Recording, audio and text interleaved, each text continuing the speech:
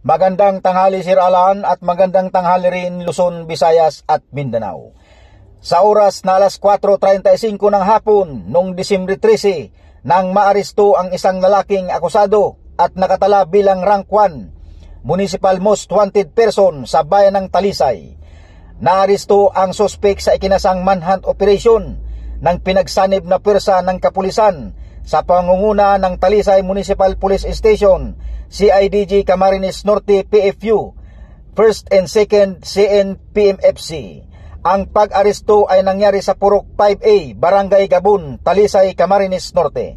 Ang naaresto ay nakilala sa alias na Paul, 23 anyos, may asawa, residente ng kaparehong lugar kung saan ito nasakote.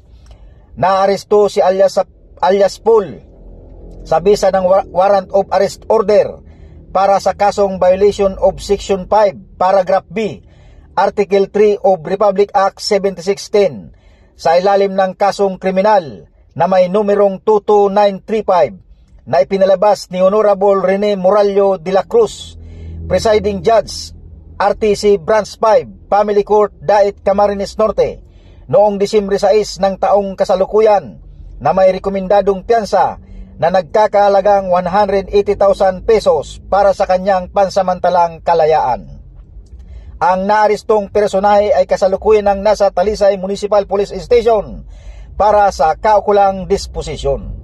Mula dito sa Talisay, Camarines Norte, para sa Media House Express, Home of News and Entertainment, Balita ng Bansa, ako si Omar Bailon ngayon, MMDM Bicol, nagbabalita. Balik sa'yo, Sir Alan.